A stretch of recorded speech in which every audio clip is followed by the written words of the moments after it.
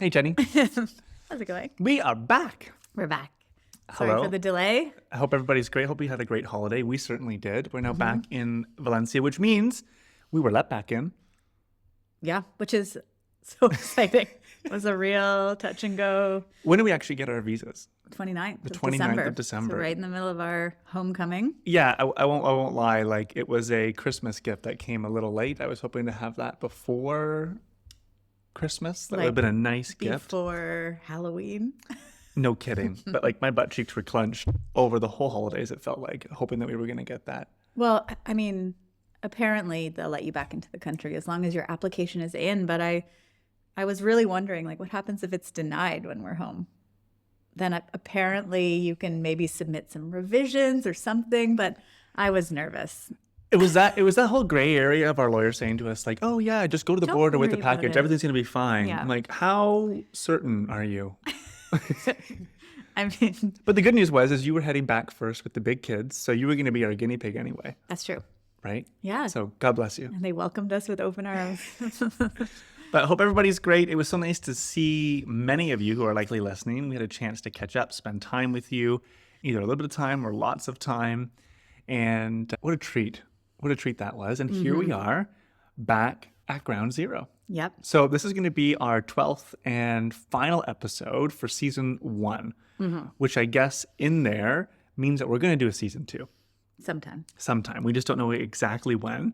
I would say that we're probably in a spot now where we just want to allow this all to land now that we're back. True? It's true. It's true. Yeah. And I think this is a lot of effort for you to edit and put out. So we'll give you a little break for a while. Well, it's tons of fun for you. I mean, we get to sit down, we get to show chat up. for 30, 45 minutes, and I have, I make 5 coffees. or 6 hours of work afterwards. Yeah. And it's been a gift. It's been so much. Today might be a little bit longer than we've had our episodes in the past. It might not be, but we wanted to use this as an opportunity just to kind of share our story of going home, what we learned kind of going home and returning, and also what things have been moving through us as we've got back here to Valencia. So where do you want to start? Well, let's start with the epic journey home. Holy shit. That was an adventure. Like, for some of you listening, you've heard this story. Most of you have not. So let's begin on Saturday morning. Okay. So Or I guess Friday night. Friday night, we were leaving Saturday morning. Right. So Friday night, Dave, being the proactive guy that he is, booked us a taxi. We have 3 kids, bags, Mango, the dog. We got a lot of stuff. So, not leaving anything to chance, we book a taxi. Not just a taxi, like a van. A van. To get us all to the train station, because our itinerary was on Saturday from home to the Valencia train station up to Madrid. Yeah. And then from Madrid, we were flying over to Munich, Germany, staying the night, and then on Sunday going Munich to Toronto. Yeah. Right. Okay. So train leaves at 6:57 in the morning. This is relevant. We get downstairs, 6:15. Dave gets a text. Oh, I'm sorry, we can't find you a driver for your van. So this is a challenge. Or try to order a new car, and we can only get one. No bueno. Out of 2. No bueno. That's right. One happens to show up.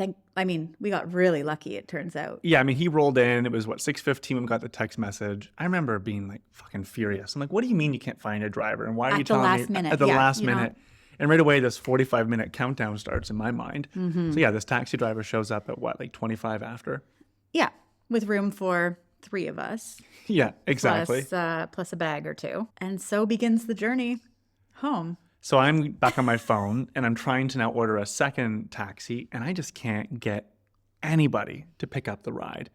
Go over to the taxi driver, and I remember saying to him, like, hey, can you call a buddy? Is there any chance that you can ring somebody on your team to come around as well? And he's like, no, this is like the worst possible time you could ever be asking for a taxi, because at 6 a.m., all the bars are closing and everybody's going home. Yeah, so for context, 2 a.m. at home is like 6 a.m. here. This is when people go home. So 6 a.m. is the time that everybody's heading home for the night. So you cannot get a taxi at that time of night. So I remember Morning. watching all the kids kind of pile into the car and looking at you and saying, Jen, you jump in this taxi I'll stay with the dog. And I have this giant red checked luggage, right? Like I look so out of place. And I remember saying to you, you go to the train station, and if I don't meet you on the train, I will meet you in Munich somehow, right? And at that point in time, I was still rather optimistic that I was going to be a minute or two behind you. And after you guys drove away and me and Mango were sitting there on the curb trying to wave down taxis, after like 7 or 8 taxis flew by me with the red light on, there was a quiet voice in my head that just continued to whisper, "You're fucked. You are fucked." And so I'm sitting here. We live right on this roundabout. And I remember seeing our neighbor, Jesus, starting to walk down the road. And here I am seeing him, and I just lit up like a light. I was so excited. He felt like an angel. In my mind, I was like, Jesus, you are my ticket to the train station. I ran over to him, like, Jesus, I need you to drive me to the train station. I can't get a taxi, and I'm going to miss this train right up to Madrid. I'm going home. It took all of like 3 words for him to say something, and I realized he was absolutely bombed. Like walking home from the bar, absolutely hammered, and he was in no shape to drive. God bless him. He was trying to call his mother-in-law to come down and drive. She wasn't waking up. And we finally waved down a taxi. He wouldn't take me because I had the dog. And I was like, look, how much is it going to cost for you to break this rule to take the dog? He wouldn't take it. And that's when you called. So it's 6:40. So now I've arrived at the train station, and I still have this taxi. So call Dave to find out if he's gotten a ride yet, which he hasn't. And this taxi driver so kindly says, "Okay, I'll go back and get him." So we send the taxi back for Dave. He jumps in. And this taxi driver too, like he's such a sweet guy. I remember you saying he was like, "Oh, I love dogs," and like just I remember we were like, "Focus, drive." Yeah, he came around the roundabout. I remember him honking and waving out the window, and I'm just like, holy fuck, yes, come on. And then I get there, open the door, hop in. He's like, "Oh, I love dogs. Dogs are so great." I'm like, "Look, to the train station. We gotta go. We can talk about it as we're driving." Anyway, so Dave arrives at the train station within minutes of the train. 6:51. I remember this very, very vividly. Yeah, the security had been completely clear, but of course, as he walks in, the next train time allows everybody to come into the security. So there's like 20 people deep in every line. Dave I just runs ran to to the the front front of the line. Meanwhile, I'm at the first platform at the farthest train is where our little train car. Yeah. And I'm thinking, oh God, we're down to like 2 minutes. And you're watching me on your and iPhone. I'm watching. Yeah, there's no Dave. He's still at the entrance. He's here, but he's not here. What could be happening? I know he's got to get through all the security with the dog and just crazy, all the paperwork. And so I decide, well, I mean, the train is not going to leave if I'm half in and half out of the train. So I stand at the door, straddle the platform, waiting. I figure at least like I can buy him a minute because they won't leave if they can't close the door. And so as you're doing this, I'm filing out through security with the checked luggage. I got Mango, and I'm running down the platform. And one of the workers just starts yelling at me. She's like, your dog, like you need a kennel. And for those of you, I think we shared, but Mango's registered as a service dog. So we can travel with her without a crate. Exactly. Be it on the trains and on the planes, all that stuff right at our feet. And so I pretty much pull it out as I'm running. I'm like, I have the paperwork. She's fine. She's like, it's in English though. I need it in Spanish. I'm like, too fucking bad. It says that she's fine to go. I need to make Let me this train. translate for you. Let me translate it. She's fine. Come on the train. So now I'm running down, and I pass not the conductor, but 2 or 3 of the workers that are now kind of closing the doors to go on. And I see a third worker of who I think is the worker down at the end of the platform. And of course, who is it? No one other than Jen, who is now straddling. So I remember throwing Mango on, literally, poor gal. She slipped on the thing. I just chucked her on, jumped on myself. The door literally, whoop, boom. 7:57. I was holding it open with my intention. Way to go.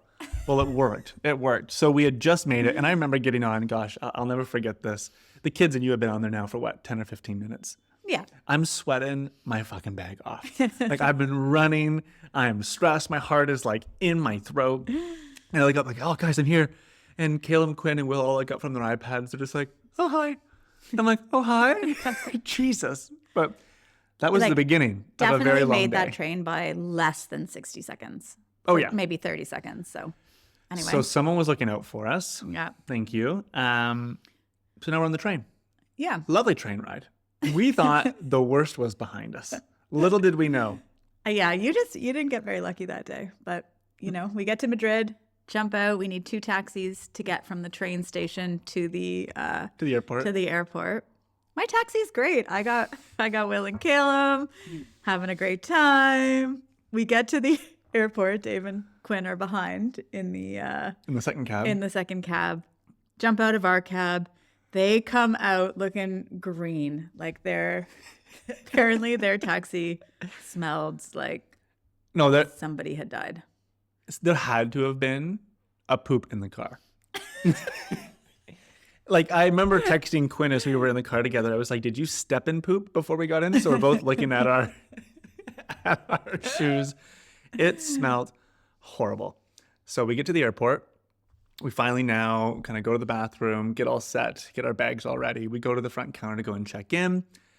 And we had a flight with Lufthansa. We were booked all the way through Air Canada, but this one was with Lufthansa. Going into Munich, we go to check in. I say, here are our bags. By the way, we have a service dog. We filled out all the forms online, but just want to remind you of that. And Buddy looks at us and goes, well, I'm sorry, you can't take your dog on the plane. So what do you mean? He's like, well, we don't do service dogs for any flight that's under 2 hours. And Jen very astutely picks up your phone and is like, well, good thing this flight's fucking 2.5 hours. Like, what's your problem? And as soon as we said that, we must have just got the wrong guy having a bad day.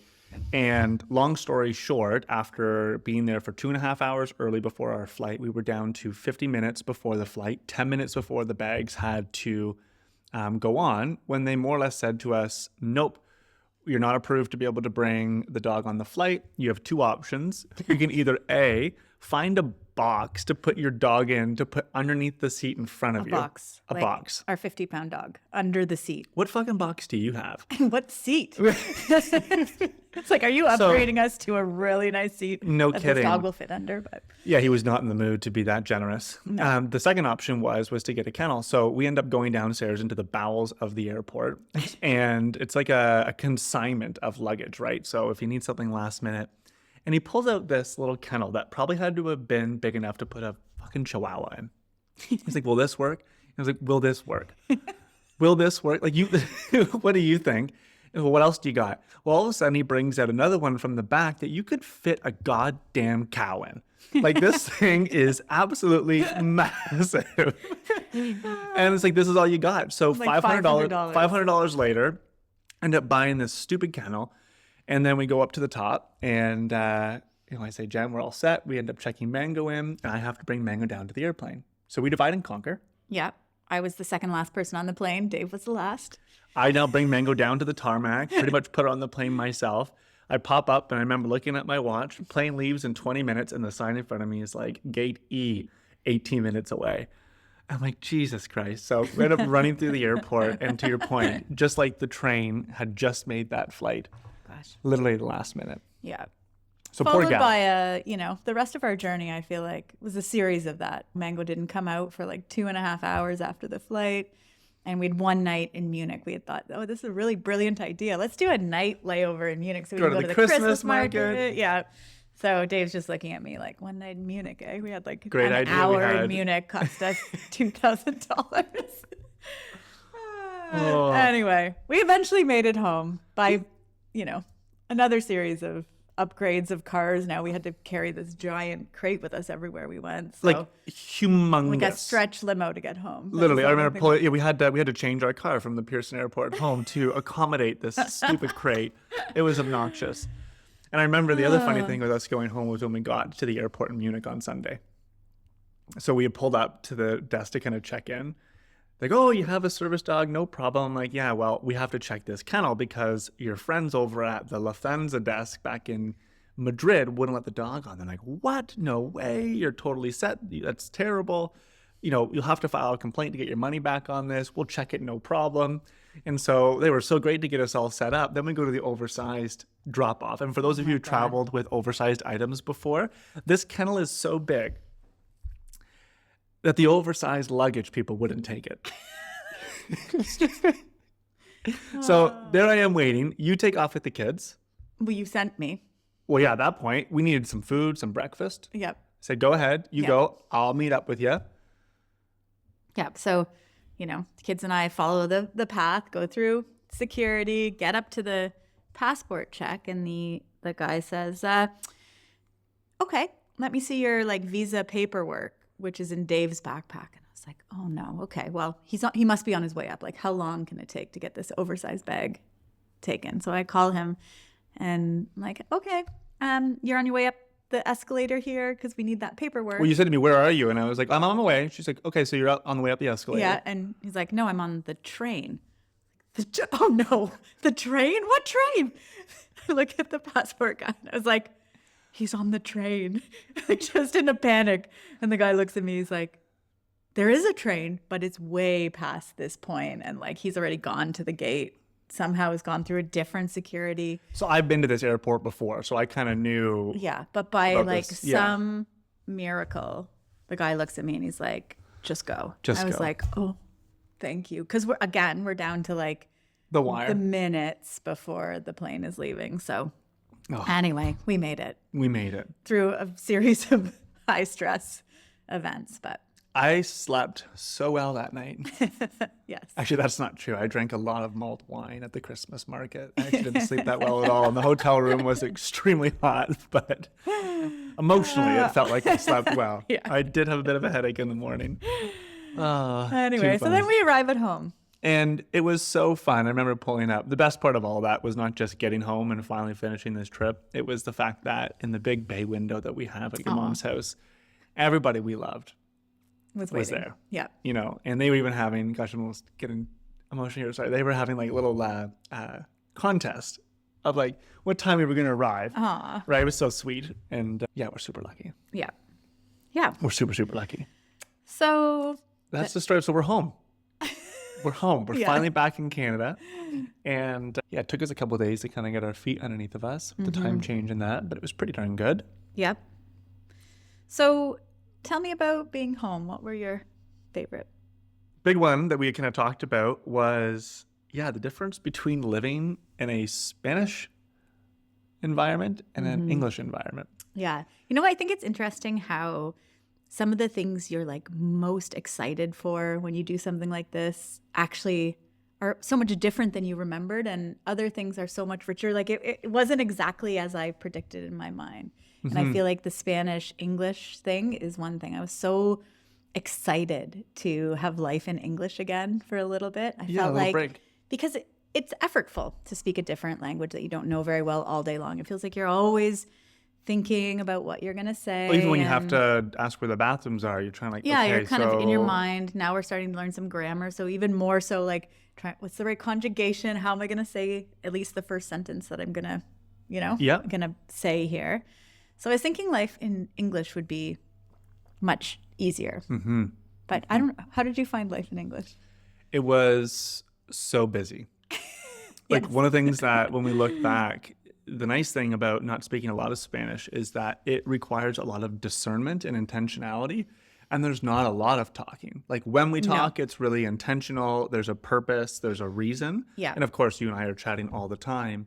But even in our day-to-day conversations when we're out and about, if we were to go to the grocery store, the convenience store back home, gosh, we could have what feels like 10 times the amount or volume of a conversation with somebody who's helping us check out versus Enzo here down at Consum right below us, where it's pretty basic, right? Yeah. And as effortful as it is to think about Spanish, one thing that we both realized is the volume of conversation when we were home was at times nauseating and more tiring than having to think about Spanish. And it was almost, I think it was tiring for us because we were so under practice. Like I talk a lot for work, but as far as like small talk, day-to-day conversation, what's going on, being in the kitchen, all those little details. Yeah, we're used to silence now. Silence, exactly. Yeah. Exactly. Yeah. So that was a surprise. Big time. I love life in Spanish, actually. I really enjoy that intentional conversation, but less of it. Yeah.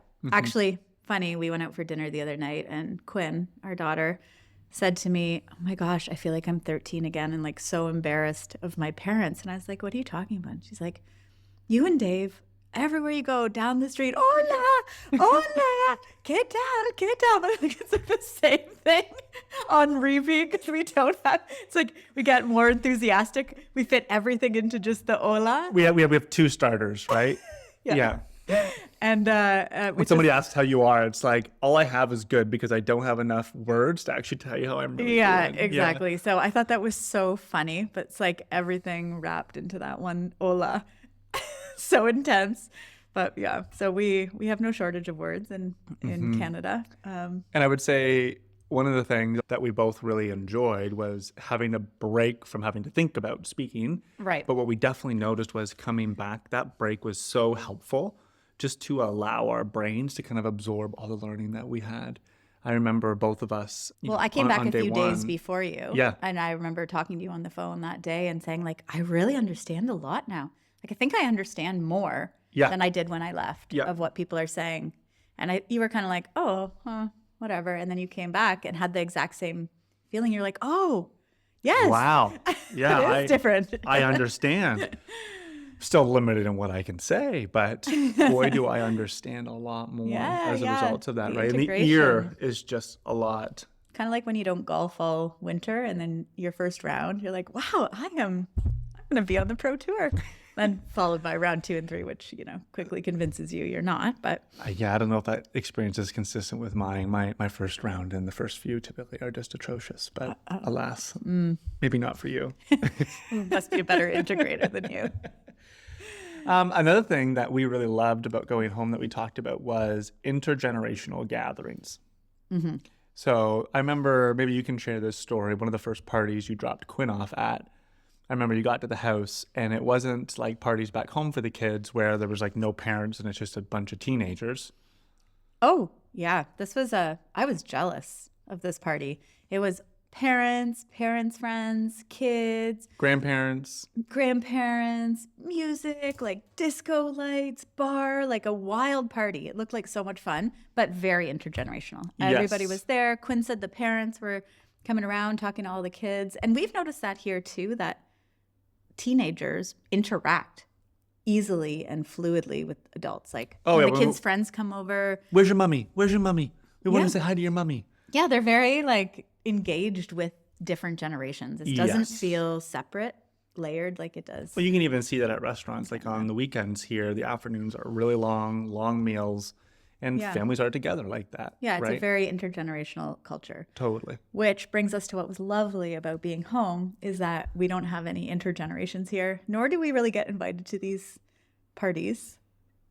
Yeah, well, we're still breaking in. We're still breaking in. Okay, we're working our way. But we don't have that here, to your point. And it was so nice to, instead of observing other people have it, to actually be able to participate in our own. Yes. And given the 2 or 3 weeks that we had, there was lots of time to catch up with one-on-one friends, like where we would have friends host us and go over. Mm-hmm. And it was so nice to be able to catch up with our friends. But when we compare that, when we compare that to some of the gatherings that we had, I think with like my dad and Sandy and Stevie and Shay and then the younger kids kind of all together. Yeah. Or the time that I was at my Nana's with Will and Mandy came over with Margot and Stevie and my grandma. Like there was some really fun moments that were just so rich and so relaxing. Yeah. I would say in many ways too. Mm-hmm. Yeah. It was a new level of appreciation, I think, for the ease of coming together with all your family. Mm-hmm. Yeah. Mm-hmm. I think there's also something to be said about the age that Will's at now, where in those environments, it's like letting your dog off a leash. So true. See you later, buddy. Gone with all the older cousins. Cousins. So fun. That was a fun part of this year for sure. I really liked it. I think we had such a great blend of that and then visits with friends too. Part of the reason we talked so much when we were home truly is because we were nonstop seeing people that we I remember that one day we went and about. visited 5 different houses in one day. Yeah. But to that, one of the things that I also didn't realize that I missed here and love so much about being home is just being hosted by other people. Like there isn't as much hosting here. Most people live in flats. They're usually fairly compact, and It's designed. more of a meet out type of Yeah, culture. designed not for really your a family. So Yes. you meet out at the bar, you go to restaurants, the park, but you're not really being hosted by other people as much. Yeah. I think we've been hosted twice since we've been here. And so I loved that too. Every single time we arrived at someone's house and were welcomed in, I just felt like, oh, this is so relaxing. This is so nice to just be kind of at the mercy of a friend's hospitality. Like it's nice. I loved it. I miss that. It's a big thank you to everybody who Yeah, hosted us. thank you. Thank you. That was so Again, like so meaningful. appreciated when you don't have it in your life.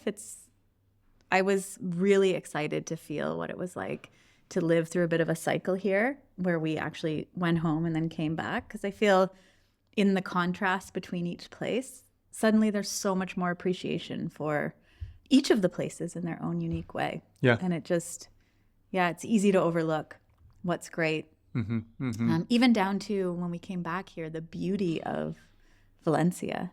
In the car, I think the kids and I, when we arrived back, we were just like, wow, this place is gorgeous. Like compared to, December in Ontario is a little bleak. No shit. I don't think we saw the sun once. However, coming back here, the oranges are all in blossom. It's such a beautiful city for trees and The buildings, architecture. architecture, parks. Like it's a breathtaking city. So Well, really, I think the lesson for that in us is when you're trying to find the right place to be, there's something about testing and verifying. yeah. And How do you being feel able when you to, come back? how do you feel when you come back and you're there again? Because of course there's the rose-colored glasses the first time you do anything that kind of stimulates that sense of novelty, the honeymoon phase. But when you still have that sense of excitement the second time you come back, the third time, I think there's something to be said about that. Yeah. And for me, that was the first time I had left. So the first Right, time right. coming here is like it's the beauty of the city, but also the nerves about moving to a new place. Like it's just a very different feeling arriving on the first time and coming back to it like home, Yep. which was really cool. Anything else about going home that you found interesting here? Well, this was when I dropped on Dave just before we started recording this podcast. Yeah, I'm happy to talk about it because it's just real. Yeah, this is something I've been, sometimes in a relationship, there's something you're thinking about for months, but you don't really say it out loud because you're waiting for the right moment. Well, we've mentioned many times that this podcast is often the right moment to bring up things. So Great. one thing that was really apparent to me when we went home is that when we live in Spain, Dave doesn't smoke weed. Yeah, at all. But at home you do. And so Yeah, not in the way where I'm like waking up out of bed, but it would be my version of a glass of wine at night. yeah, exactly. So you started smoking weed again when we got home. Yes. And I was like, oh, this Dave is nice. I like this Dave. This is the Dave I married. So chill, so happy, just like nothing bothers him, You have when you smoke weed, you're not like, it's not like your personality is different. Like I don't perceive you as intoxicated. Yeah. When you smoke weed, it just changes what matters to you. And so you're much less irritable. I was going to say my threshold of irritability is much lower. Yeah. Or much higher. You know what I mean? Yeah. Yeah. You're a very intense person. You do things at a very high level, everything, and you notice things at a very high level. I don't miss much. You don't miss much No. when you're not smoking weed. When you're smoking weed, you do. And it's really kind of lovely. Yeah, I mean, it was clearly a point of contrast for you. Yes. And I have been noticing that and wondering if that's what it was in the last couple of months when we were here. Like, oh, it's different, And I was thinking maybe it's that. And then when we went home, I was like, yeah, it's that. Yeah, it's funny how you're like, oh gosh, I really missed this dynamic version or this of you. version Yeah. of you. Yep. I'll be honest with you, after being home for 2.5 weeks, I was so sick of that version of me. There's been something really great about moving, and we've talked about forced optimization before. Like, it's forcing the choice when you move to a place like this where, unlike in Canada where you can go and buy a fucking joint at every single corner store, it feels like, in every single plaza, it's just not available here the same way that it is or accepted culturally, right? And I have loved not smoking weed. And I can clearly learn through this conversation that maybe you don't love it quite as much. But for me, you know, this has been something that casually has been in my life for, call it, 12, 15 years. And it's never impacted my relationships, my work in a negative way. It's just been a way of rounding the edge, so to speak, right? Yeah. But I really love how turned on I am when I'm not consuming it at a daily frequency. Yeah. Right. And by the end of that 2.5 weeks, I was like, get me the fuck out of here. Because while I enjoy it, and no doubt for the first few days over the holidays, it's always fun. You know what it's like over the Christmas. You have a mimosa in the morning, longer days, a little more relaxing. It's kind of fun to be able to have a little more of an opportunity for just relaxing and not having the pressure of day to day. But after a while, I was just like, man, I can see how I've dimmed my light through this. Yeah. And in retrospect, I think in many ways, the part of me that I feel is in full blossom here, which comes with the intensity that comes with, it makes me wonder if a part of why I have found that in my life is to actually kind of dim my light a little bit so it's not too much, that I'm not too much for other people. Because I do rock and roll at a pretty high intensity. You do. Right? And it can be a lot even to be that person I believe whose it. default is that a lot of times. And I've also realized that with that, especially in my work while I've been here, I've been doing some of my best work. I've been feeling the most connected spiritually that I have in my entire life while I've been here. And it's not lost on me the impact of that choice or the circumstance of this environment has on that. So I'm glad you could have the contrast of that when you're home. Yeah. Well, and I think for me, it's hard for me to perceive. It's easy for me to perceive the difference in like your level of irritability, but I can't perceive the difference in your level of output and connection at work, because that's something inside of you. And you've always been a person who outputs double what anybody else I know can output in a day. Like, I think you are a really driven and highly effective person in general. Like, your intensity is always high. So I've always thought that you were doing a lot. It's amazing that there was more capacity in there than what was even back then. Yep. So, but that's harder for me to perceive that difference in that positive side. It's easier for me to perceive just how chill you are on the day to day. I'll make a point of reminding you now in the weeks ahead. Okay. Of all the good stuff too. Too funny. So Canada, Spain, coming back. We made a decision to leave our beloved Mango. For our a couple pooch, months. Our doggy. She's with my mom, Susie. We haven't experienced this yet, but apparently for the week, there's a week in March called Fias here, which is like essentially like a Burning Man. Yeah, they exactly. It's pretty create incredible. all these installations and burn them. But also, Spain must be the capital of the world for fireworks, firecrackers. They're for everything. And apparently, in the month leading up to Fias, there is just constant fireworks. And for dogs who weren't born here, like Mango, it can be a really stressful time. And we know it would be for Mango, right? Totally. So we decided to leave her at home for a couple months. Yep. And we want to travel some more too over the next few months now that we're able to leave the country and come back and have our residency. So that was a big choice for us, was to leave her behind. Sad. There were some tears. Well, and we've kind of noticed the impact that her presence has had historically now that she's missing. You were mentioning the other day that you had the lowest number of steps you've taken in a single day since being here in Spain. Yes. Just the other day. And what kind of drew that to mind was the fact that there's no Mango to take for a walk 2 or 3 times a day, right? I mean, no doubt we still have very much an active lifestyle here. But It was aside just from a day I having, didn't have to go anywhere else. And so it was, Mhm. I didn't need to get out at lunch and take Mango for a long walk or, do anything like that. yeah. So forced optimization again without her. It's missing a bit of that. And I'm also excited for what her absence is going to allow us to do. Yes. Feel the right decision. She's very happy. Yeah, I mean, like At home most with her. right decisions, Yeah. I don't think it's a decision unless there's going to be a trade-off for it, Yeah. right? And so, yeah, two sides to that coin for sure, but excited for what that allows us to be able to do for the next few months. Yeah. The other thing about traveling home, so we didn't have Mango coming back with us, and I needed to come back earlier with the big kids. That's right. For some exams that they had to write, and Dave had to work, so he kept Will for a couple days Yep. back in Canada, and we traveled home separately. Mm-hmm. And wow, what an enjoyable!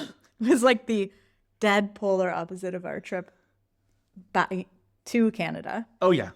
Couldn't For have both been. of us, we just had such a lovely time, some individual time with a few of the kids. It really solidified what we were talking about on our way out, which was the idea of doing a bit more traveling separately Yep. this year in little pods within our family, because there's so many different needs that when you put everybody together, it seems like there's always something, right? It's very rare that you just get to chill, but Well, and it's we know this because we've done it in the past, but this last, call it 5 or 6 months, has been very much a team sport.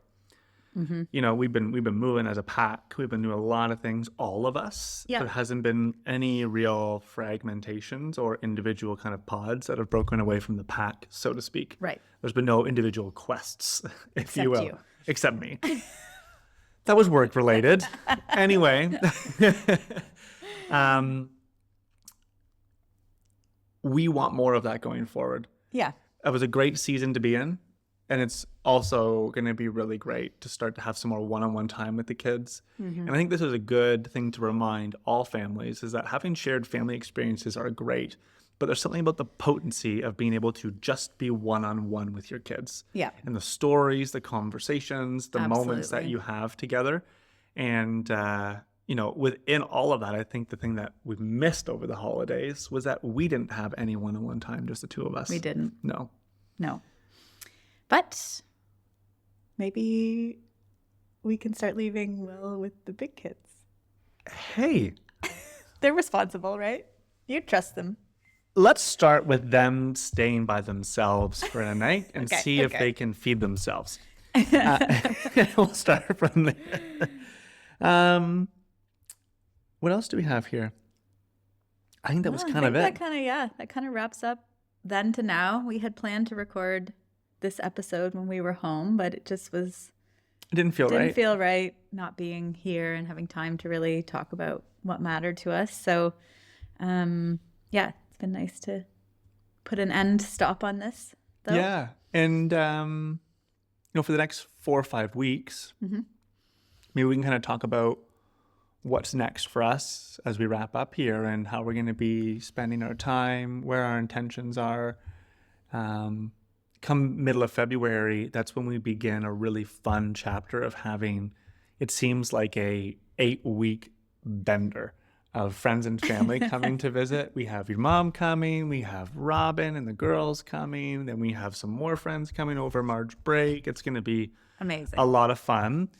What are you most looking forward to over the next 4 to 5 weeks? What's exciting you and moving you right now?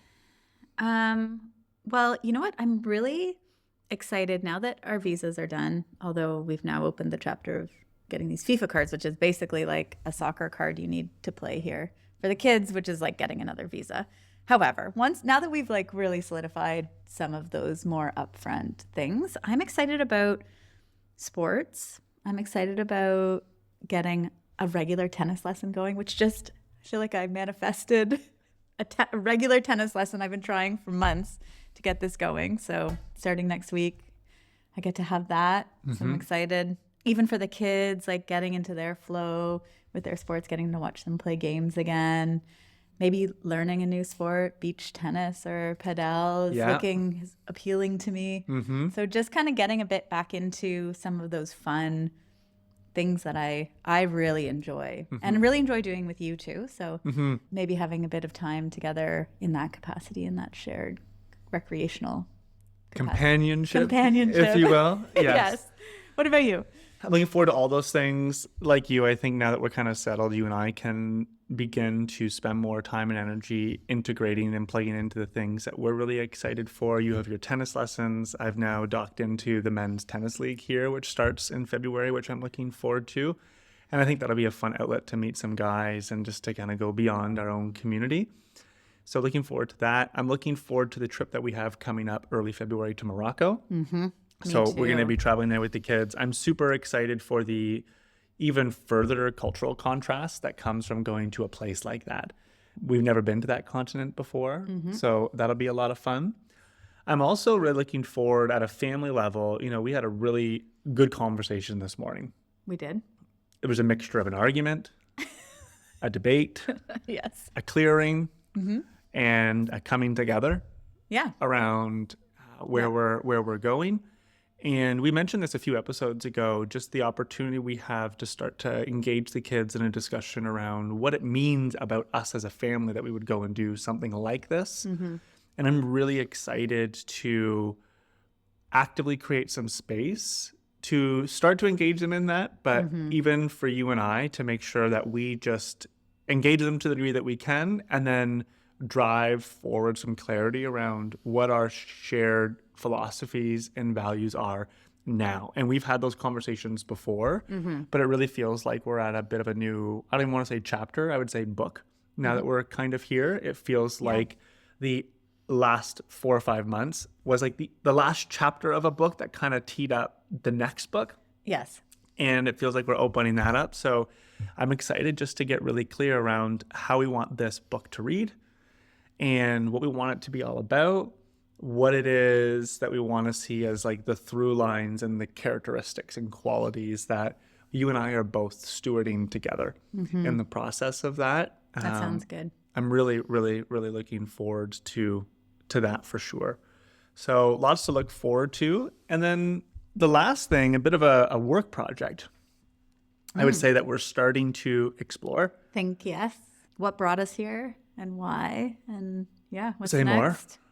Well, I mean, we've been really intentional about trying to just follow to some degree our intuition and passion and our interests to see what might be at the end of that trail or in the middle of the trail. I don't know, wherever we are. Yeah. So looking at what could be next here for us in Spain from a business perspective. Yeah. And so that looks like starting to visit some hotel properties that are for sale. Yeah. Starting to look at some spas or some commercial land to potentially develop experiences like that. We've been, as many as you know, just deeply immersed for probably close to a decade now into the sauna spa culture, the Nordic spa way of life. And there's not much of that here. And perhaps a great opportunity to build a Spaniard version of that. Yeah. But I think, or I know, what we're both really excited about is allowing that to start to unfold by actively taking some steps that allow us to start to explore, experience, and to see what's out there. Yeah. So that'll be really fun and something that I can tell is a future horizon for us, but one that is getting us both really excited, which is really cool. Yeah. So looking forward to that. And I guess all these pieces are things that you could expect to hear in the next season, wouldn't you say? Yeah. Okay. Let's do it. Well, let's do it. Thanks for much for listening for the last 12 episodes and being a part of our journey. And as we've shared before, this process for us of being able to share our story has been really, really, really meaningful. Thank you.